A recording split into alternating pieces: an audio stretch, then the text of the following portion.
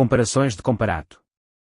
Usar as palavras como armas, como petardos que se atiram sobre o inimigo para confundi-lo, para cobri-lo de infâmia e vergonha, para despertar contra ele a ira dos ouvintes, pode ser muito reconfortante para o ego, pode ser muito útil politicamente. Mas tem um preço, as palavras assim usadas se desgastam, já não servem para nomear as coisas, dizer o que são, investigar a verdade. À força de bater contra a cabeça das vítimas, tornam-se rombudas, grosseiras, e já não conseguem penetrar nos vãos por vezes estreitos e quase imperceptíveis que distinguem entre si os seres, as qualidades e as ações.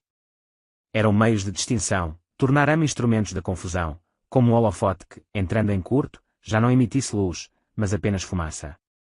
Na edição de 25 de junho de 1995 da Folha de S. Paulo, o professor Fábio Conder Comparato, não sei se por ter entrado em curto ou por funcionar assim habitualmente, lançou fumaça suficiente para encobrir por 10 km² as distinções mais elementares nas quais deve basear-se qualquer discussão sobre ética.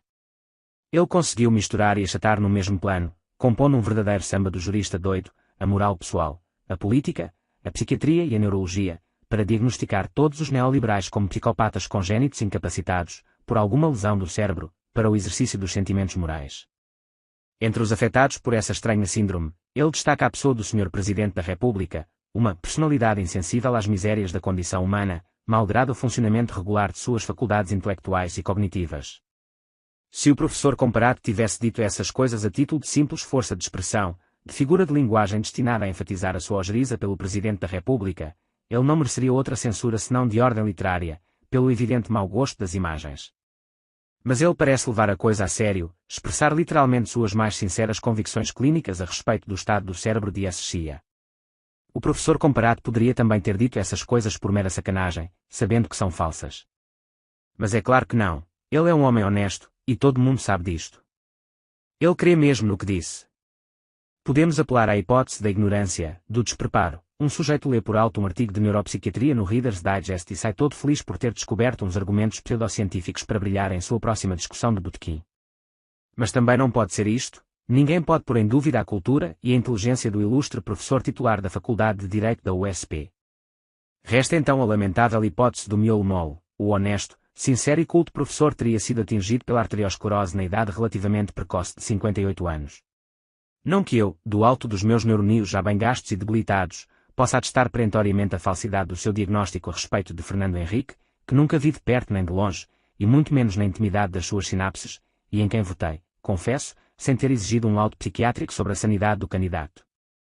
O que no artigo do professor Comparato mostra um inquietante sinal de congestionamento das artérias cerebrais é que ele, verberando as ideologias totalitárias indiferentes à pessoa humana, ao mesmo tempo, e sem se dar a mínima conta da contradição, faz a respeito de Fernando Henrique o típico julgamento moral por ideologia, que tão caracteristicamente assinala o discurso totalitário.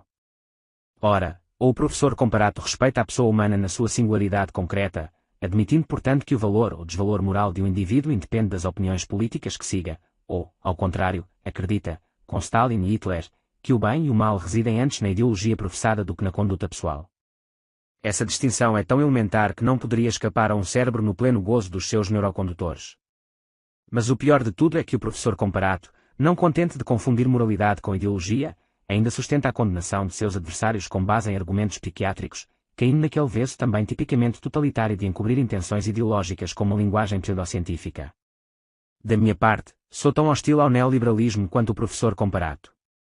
Se admito teoricamente que a nova ideologia pode otimizar a economia, produzir riqueza e até gerar algum tipo de felicidade material para as multidões, de outro lado já expressei mais de uma vez meu temor de que a vitória mundial do capitalismo venha a ter consequências culturais e psicológicas desastrosas, que os ganhos materiais provavelmente não poderão compensar. Fui bem claro quanto a isto no meu livro A Nova Era, e depois escrevi um volume inteiro a respeito, O Jardim das Aflições. Não obstante, a última coisa que me passaria pelas circunvulsões cranianas seria a hipótese de atribuir aos defensores dessa ideologia, ou de qualquer outra por mais errada que fosse, algum tipo de psicopatia congénita que explicasse sua adesão a ela.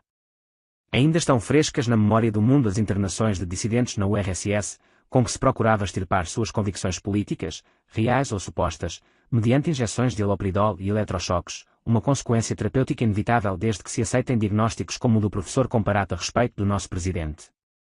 Como, por outro lado, sou contrário, em regra geral, às internações psiquiátricas exceto em caso de greve perigo público, seguindo nisto a escola italiana da antipsiquiatria, e como o caso do professor comparado parece ser uma inofensiva senilidade precoce, sem nada da periculosidade que ele atribui à sociopatia de Fernando Henrique, sugiro apenas que o honrado professor se recolha ao leito, sob os cuidados e o carinho de sua família, e largue mão de fazer comparações idiotas entre ideologia e psicopatia.